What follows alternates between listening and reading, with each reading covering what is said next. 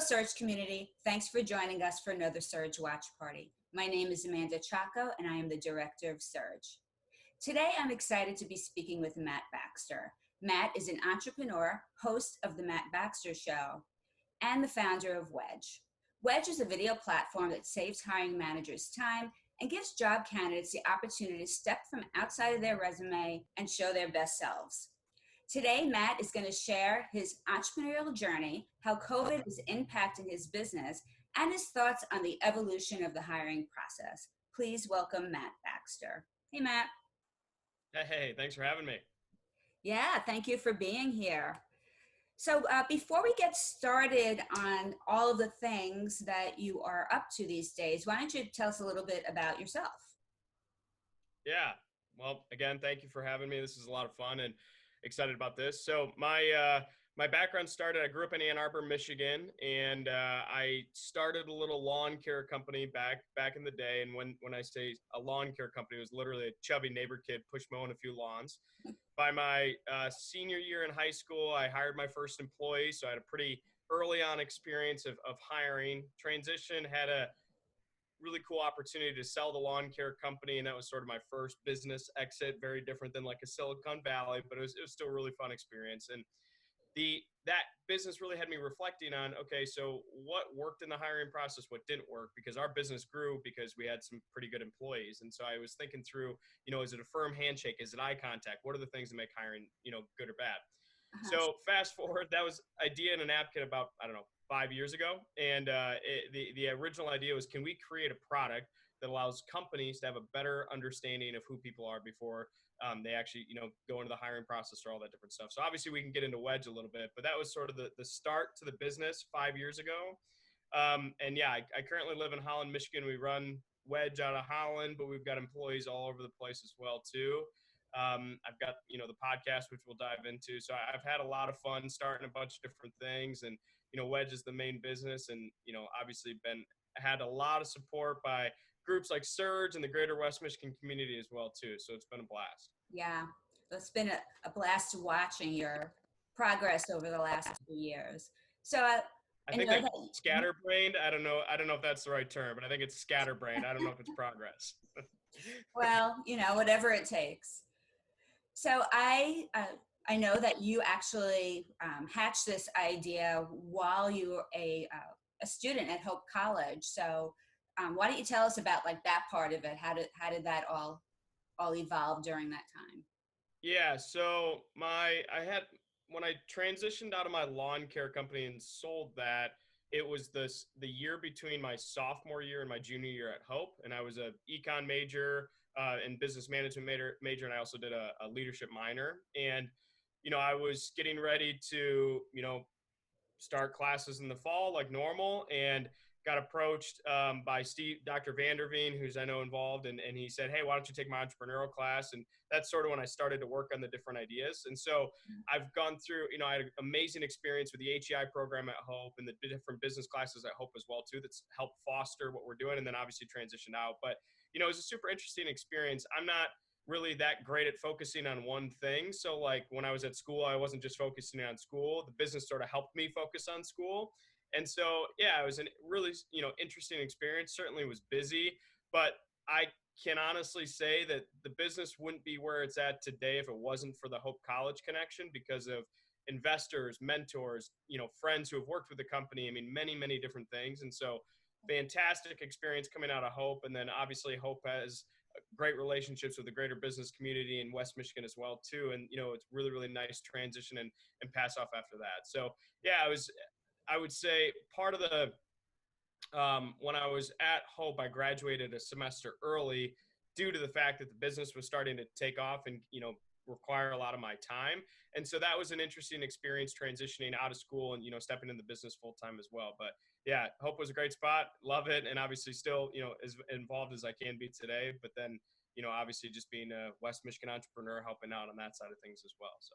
Yeah, for sure. I mean, I think it's amazing that you launched this while in college, and it continues to scale and grow, because we work with a lot of college students and very entrepreneurial, work very closely with HEI at Hope.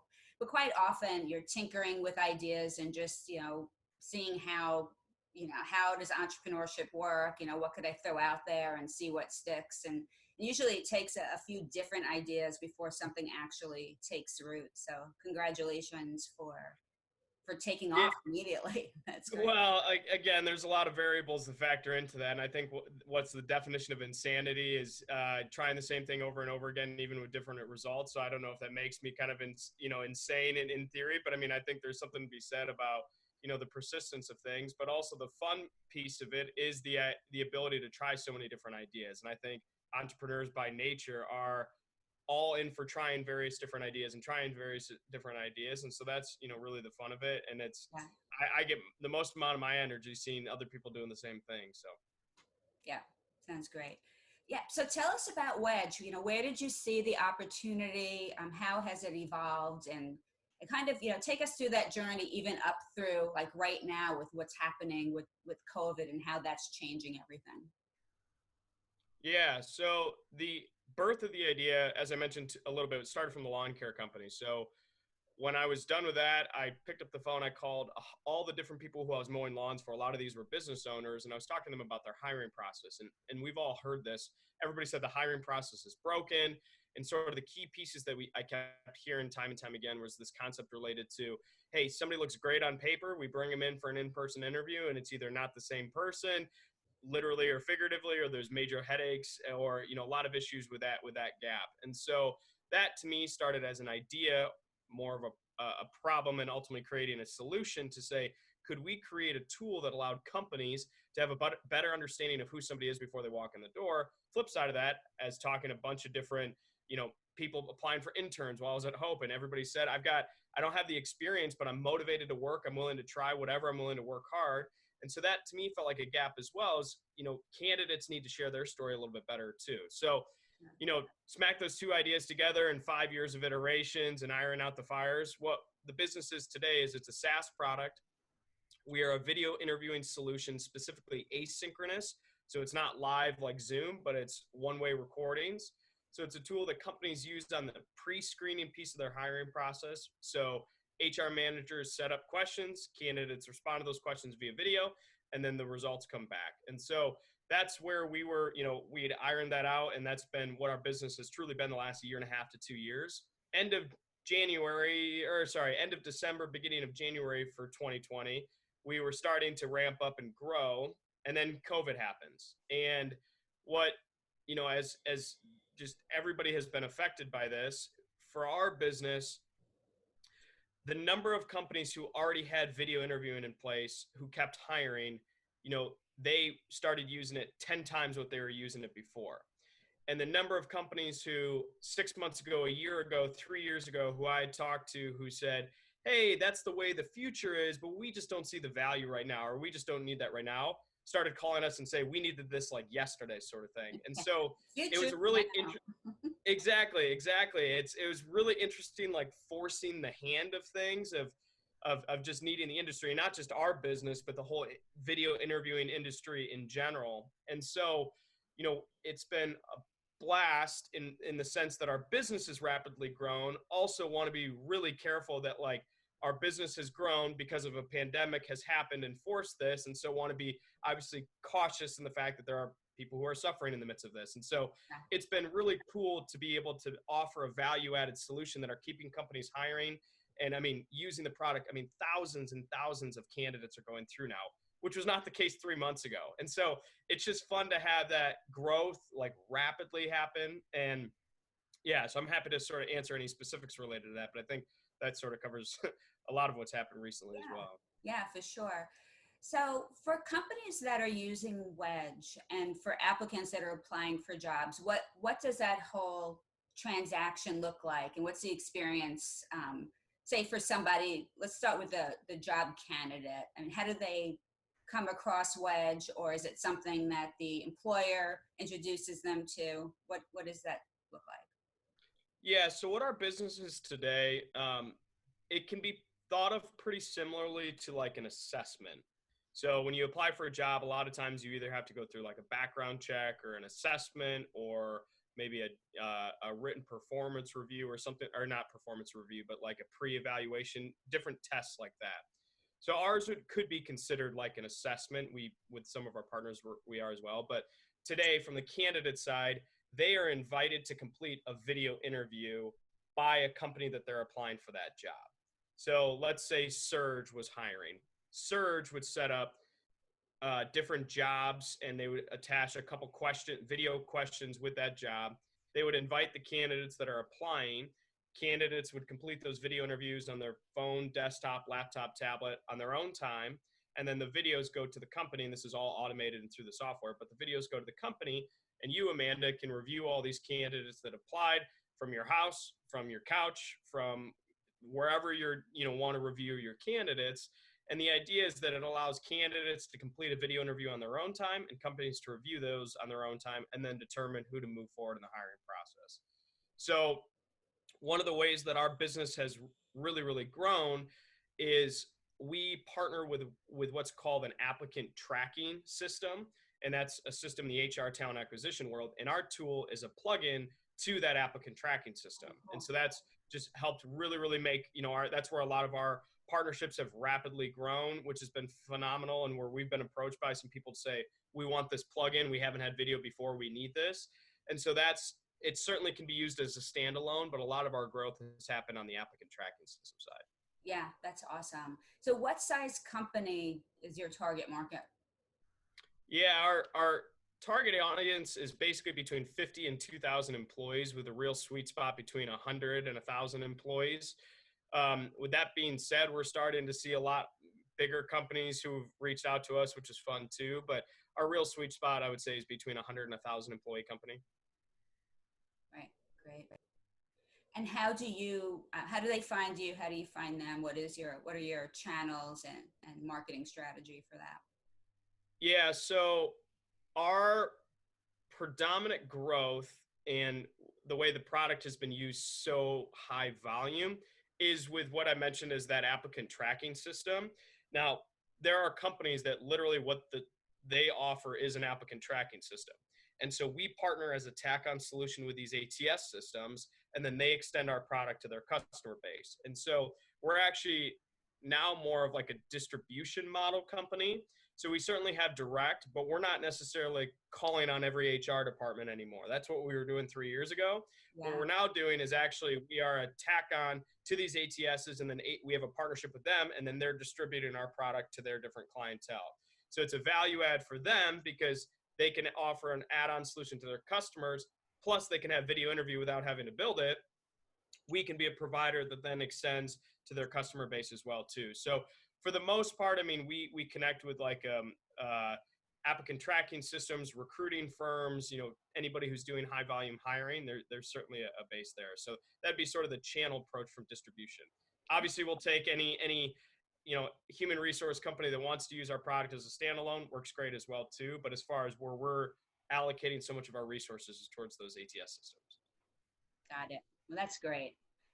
So how do you see yourself evolving, and how do you even see this whole hiring process or just the way we work evolving post-COVID? Any thoughts on that? Yeah, so it's been interesting to see there's the companies who before COVID were about, we want to be empathetic leaders, candidate experience is all that we care about. We want to make sure everybody, our brand is valued. And so many of those companies have cut 50% of their workforce, and it's turned very harsh and very black and white overnight, which is a shame. Yeah. But it's one of those, when everybody is fat and fluffy and tons of money is pumped into the economy before this, to then all of a sudden hardship happens, there's a lot of changes in the hiring. And so what we've just seen is that I think for organizations that are continuing to hire, it's systemizing so many of their different processes.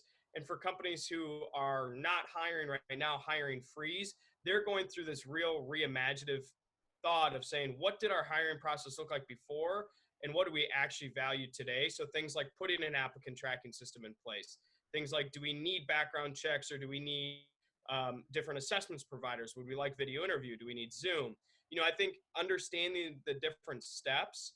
And then what's driving a lot of that is, and this we could spend hours about, which I know we don't have time today, but one of the things that has shifted is that due to remote work and also due to maybe the economy being in complete turmoil, management, CFO, CEO, COOs are really stepping up to a very results driven employee. So it's less, I like Matt because Matt and I talk at the water cooler, but it's now, how does Matt perform on the job when I can't see him? So it's literally show me the results. And Yeah. so that has turned very less fluffy. And I like that person to what results are they driving? And Yeah. so that's trickling down to the hiring process to say, we need to better understand what are different pieces of part of the hiring process that are going to help us better understand results driven employees. So again, we can talk for hours about that, but that's just a major shift, is from sort of the empathetic style of things to Yeah. results and results only. And it's just a different shift. And so that's been fascinating, just as far as witnessing that change happen. Certainly some sad circumstances of people, cutting workforces and stuff like that. But, people are going to bounce back in different ways. And I think we're going to have a new evolution of a very results oriented workplace going forward. Yeah, for sure. I think companies are really going to be thinking about how to run lean and eliminate that fluff and, really making sure they have the right person for that Yeah. position. I think I called people fat. I didn't mean to. I more meant fluff. A lot of money injected into organizations when the economy was going so well. Turmoil happens, and that sort of changes things. So I hope I didn't offend anybody by saying that. I think so. I did not even register with me. So that's great. Well, that's awesome and super interesting. I think there's going to be a lot of super interesting outcomes as a result of this situation that we're in right now. So let's shift gears a little bit, and I'd like for you to just thinking back to when you were at Hope and you were that aspiring entrepreneur. What advice would you give yourself right now if you could go back to that situation? Uh, Keep trying things. So I am under this, opinion now that just say yes, keep saying yes. And I know that's contrary to the way a lot of culture is shifting right now, but I think so many of my cool relationships with people that I've met, investors that have came out of nowhere, different clientele or partnerships, all revolved around just saying yes, specifically saying yes to talking to anybody. So for me, one of the big goals that I set at Hope was I want to meet 2 new people every single week. So that's every single week, grab a coffee, grab a beer when I was 21, and do anything related to that, just where I could meet new people. And some conversations didn't necessarily materialize into anything. Some materialized 5 years later, some materialized right away, but that wasn't the point of it. Meet as many people as you possibly can. And to me, that helped shift and shape and mold the business, but also has opened sort of my personal entrepreneurial journey to so many different ideas, concepts, paths, which has just been phenomenal. So to wrap that up, as I was kind of thinking through the answer, the biggest thing I would just say is say yes to communicating and talking with as many people as possible. So many times, like, I know schedules are busy, but like, you have 10 minutes in your day to say yes to a conversation with anybody. Yeah. And I have had some of the most remarkable, unpredictable conversations just by a 10-minute chat with somebody. And I hope I can do that for others as well too. But that's been one that's been huge for me, is just communicate with as many people as you can. Yeah. Yeah. I think the best time to build your network is when you don't need anything.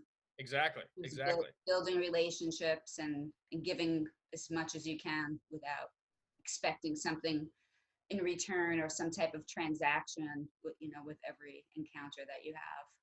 Yeah, and I would also, just to add to that, I would say do as much as you can. Not so I'm sort of working through this internal life thesis of, rather than asking the question of how can I help, specifically offer areas that you want to help in. And I know that there's like a lot of, ideas of reach out to all the different famous people on Instagram you can, or LinkedIn people. And I've actually had remarkable dumb luck success with that. But I've learned, if I come in and say, hey, I could potentially just straight up offer you this, or I could make an introduction to this person, people are really quick at saying yes. And so I think, there's a lot of people out there who want to help, and you end the conversation with, is there anything I can do to help? And nobody really knows how to answer that question unless it's, I need a $100,000 investor, Amanda. Can you make an introduction? But that's specific at a right time. Whereas I'd almost advocate for people as much as possible, say, hey, I can help you in these particular areas. Would any of these be valuable right now? I mean, that's an attractive offer. People feel valued.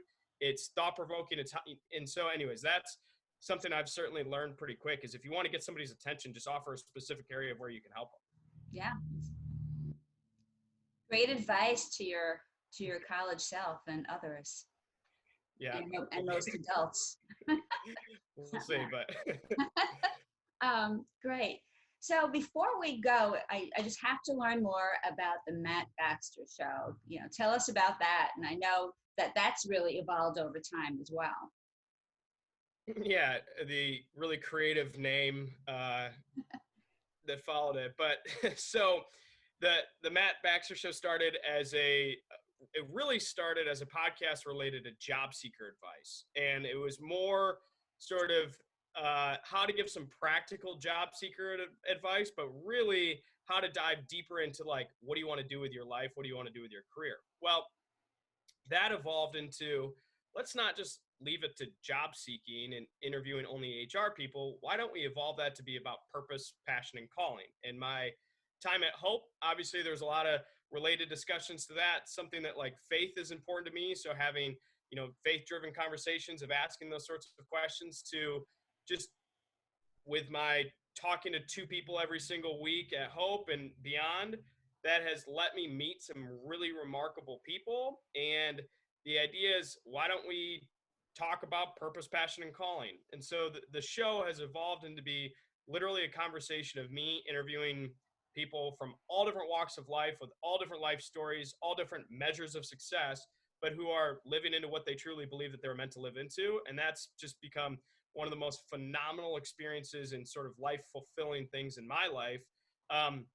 Unintentionally has led into partners, investors, Wow. business ventures. I mean, there's just many things I had no idea was a predictable outcome of this, that has just turned into really, really fun thing. And so, the related to the advice question, I want to not take too much time on this, but related to the advice question, for me, starting the podcast was a way to say, those 2 new people I was meeting every week, let's just record those conversations and let other people listen. Whether that's 2 people listen, no people listens, or 2 million people listen, it doesn't matter. Why don't we just share those stories? And so it's a really fun way for me to selfishly hang out with some cool people, but also have built some amazing relationships and connected some people as well too. So it's really, really fulfilling. Not to mention, the goal is to talk about purpose. What is it that gets you out of bed?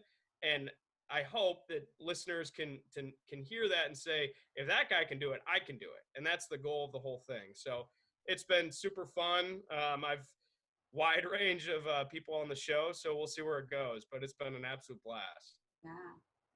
Well, that's great. Well, thanks so much for taking the time to speak with us. How can people learn more about you, Wedge, the podcast? Yeah, so I'm pretty open with any form of communication. I post my cell number on LinkedIn all the time, but you can find me on LinkedIn. It's just Matt Baxter. I'm on Instagram and Facebook. Instagram's Matt C. Baxter. Facebook's Matt Baxter. Specifically about Wedge is competitivewedge.com is the website.